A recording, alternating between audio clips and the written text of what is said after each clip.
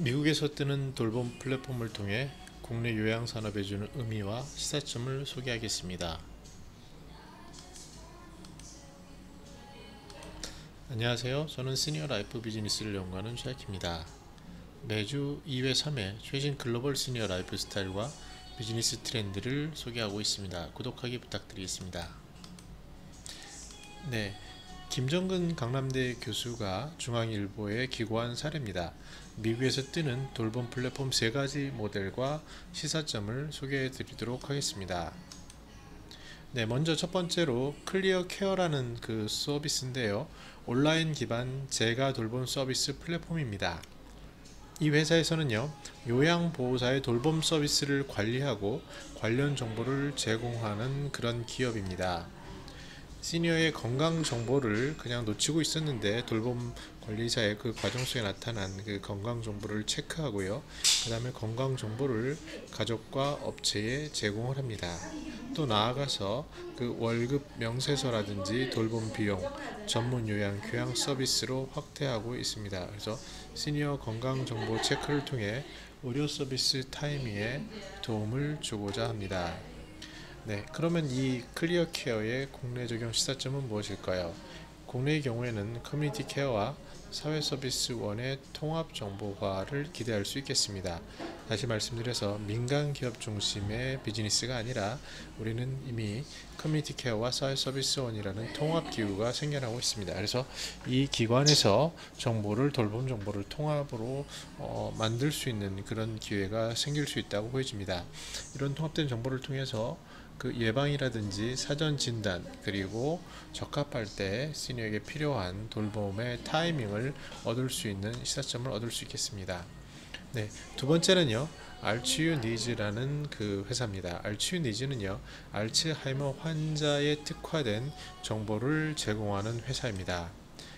이 모델은요, 알츠하이머 진단을 받은 시니어 상태와 가족의 경험을 파악한 다음에 그들에게 맞춤형 알츠하이머에 맞는 기술을 연계해 줍니다. 이를 통해서 상태가 약화되는 것을 예방하고 돌봄 종사자에 대한 제품 서비스를 소개하고 있습니다.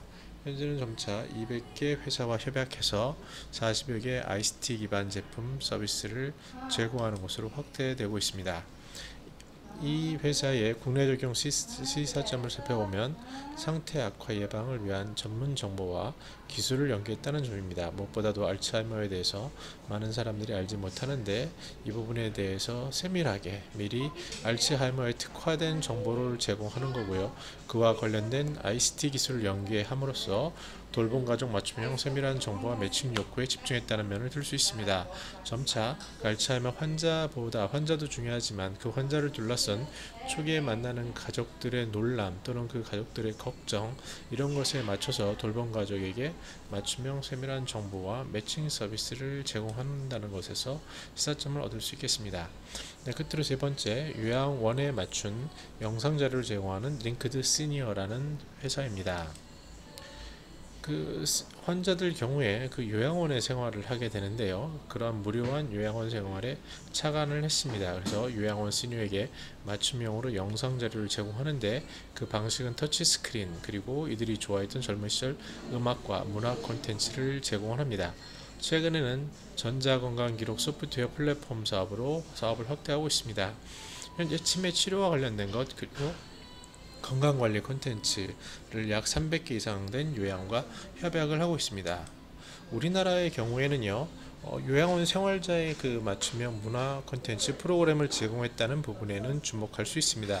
그러나 현실적으로 우리나라 요양원이 그 50인 베드 또는 100인 베드 이상 되는 거대 요양원이 별로 없는 점을 들어서 이 각각의 요양원에서 각계 전투를 하는 경우가 많고요. 특히 이제 이걸 통합돼서 솔루션을 제공한다 하더라도 요양원에서 이를 받아들일 재무적인 그런 베네핏이 많이 약한 것은 사실입니다.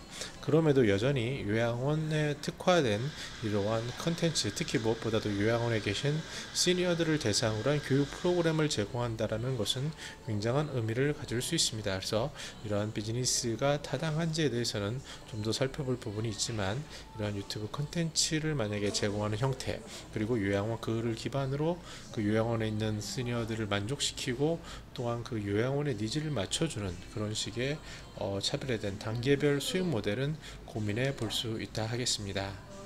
네, 오늘은 이렇게 그 돌봄의 기록을 해서 타이밍적인 대응을 하는 것, 그리고 돌봄 그 초보의, 특히 초보 가족들에게 맞춤형 정보를 제공함으로써 안정을 주는 것, 그리고 이제 돌봄 대상자, 특히 이제 요양원에 있는 분들을 위해 콘텐츠를 통해 소통을 하는 것, 이런 모델을 살펴보았습니다. 근데 우리나라에서 중요한 것은요, 이 커뮤니티 케어와 사회 서비스원이라는 아주 놀라운 그 어떻게 보면은 정부 주도형의 새로운 통합 그 돌봄 모델이 있다는 겁니다. 그래서 이 속에 ICT를 놓고 시니어의 니즈를 결합하고 특화된 정보를 제공하는 모델은 가능성이 높아 보입니다. 그러나 가장 중요한 것은요, 여기서 커뮤니케이터가 필요한 겁니다. 그래서 지난번 말씀드린 부모사랑, 효돌, 이런 로봇, 반려로봇 같은 것을 통해서 시니어들의 정서적인 감정, 그를 통해 외부 세계, 특히 가족과 돌봄이 필요한 정보의 교류, 이런 것이 되는 통합적인 커뮤니케이터의 역할이 상당히 중요하다고 말씀드릴 수 있겠습니다.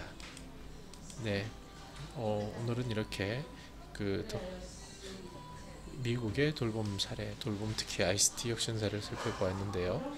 네, 저는 매주 2, 3회 최신 시니어 라이프 콘텐츠를 소개하고 있습니다. 구독하기 부탁드리겠습니다. 감사합니다.